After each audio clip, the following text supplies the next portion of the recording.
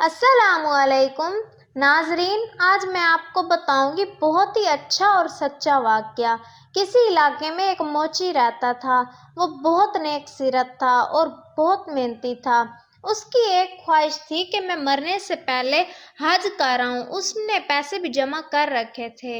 ایک دن جب وہ اپنی دکان بند کر کے گھر آ رہا تھا تو اس نے دیکھا کہ ایک عورت جس نے کالا لباس اوڑھ رکھا تھا، چہرے پر نقاب تھا، وہ عورت کچرے کے ڈھیر کے پاس بیٹھی تھی تو اس کے ہاتھ میں ایک چاقو تھا۔ جیسے ہی اس عورت نے موچی کو دیکھا تو وہ وہاں سے چلی گئی۔ اس موچی کو یہ بہت عجیب لگا۔ اس نے کچرے کے پاس آ کر دیکھا تو ایک گدھا مرا پڑا تھا۔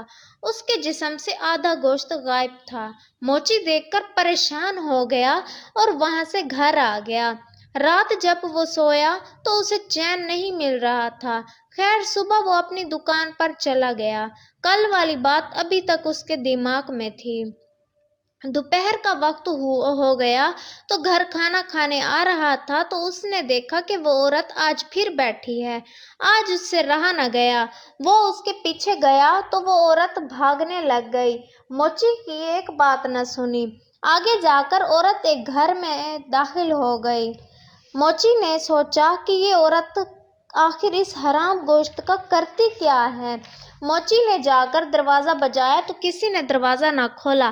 موچی واپس آنے لگا تو اس کی نظر دیوار کے ایک سوراخ پر پڑی۔ اس نے دیکھا تو اس کے پاؤں تلے زمین نکل گئی۔ اس نے دیکھا کہ وہ عورت گوشت کاٹ رہی ہے اور بیٹی کو دے رہی ہے اور وہ کھانا بنا رہی تھی۔ وہ یہ دیکھ کر اور بھی پریشان ہو گیا۔ سوچا کہ ایسی کون سی اس عورت کی مجبوری ہے، یہ حرام گوشت کا کھانا بنا کر اپنے بچوں کو کھلاتی ہے۔ موچی گھر آ گیا۔ اگلے دن وہ عورت دوبارہ اسے نظر آئی۔ موچی نے کہا کہ میں تمہاری مجبوری جاننا چاہتا ہوں۔ کل میں نے سب دیکھ لیا تھا۔ وہ نقاب پوش عورت رونے لگ گئی اور بولی کہ میرا خاوند وفات پا چکا ہے۔ میری 6 بیٹیاں ہیں۔ میرے گھر میں کمانے والا کوئی نہیں ہے۔ میں جانتی ہوں کہ میں گناہ کر رہی ہوں، لیکن میں اپنی بیٹیوں کو کہاں سے کھانا کھلاؤں؟ یہ سن کر موچی کی آنکھیں بھر آئیں۔ اس کے پاس جتنا بھی مال جمع تھا، اس نے جو پیسے حج کے لیے جمع کیے تھے وہ انہیں اٹھا کر اس عورت کے پاس لے آیا اور اس عورت سے کہا کہ یہ میں تمہیں اللہ کی رضا کے لیے دیتا ہوں۔ موچی کے ساتھ جن لوگوں نے حج پر جانا تھا وہ چلے گئے۔ موچی نے کہا کہ شاید میرا جانا نصیب میں نہیں تھا۔ جب وہ سوچنے بیٹھتا تو اس کی آنکھوں سے آنسو جاری ہو جاتے اور اس کی داڑھی بھیگ جاتی۔ کچھ عرصے بعد اس کے ساتھی واپس آ گئے۔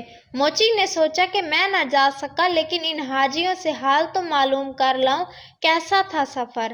اس نے اپنی دکان بند کی اور ملنے پہلے آدمی کے پاس گیا تو اس آدمی نے کہا کہ تم بھی تو ہمارے ساتھ تھے، تم مجھے کیسے ملنے آ گئے ہو؟ تم بھی تو تھک گئے ہوگے۔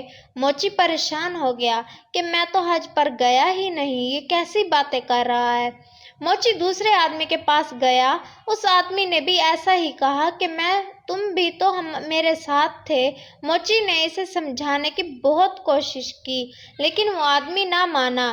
وہ ایک عالم کے پاس گیا اور اسے سارا واقعہ سنایا تو اس نے کہا کہ وہ لوگ سچ کہہ رہے ہیں۔ خدا کو تمہارا اس عورت پر ترس کرنا بہت پسند آیا اور خدا نے تمہاری شکل کا فرشتہ نازل کر کے حج کا تمہارا فریضہ پورا کیا۔ اس واقعے سے ہمیں یہ سبق ملتا ہے کہ ہم بھی ایسے کام کریں جس سے خدا خوش ہو اور ہمیں بھی ایسا فریضہ ادا کرنے کی ہمت دے۔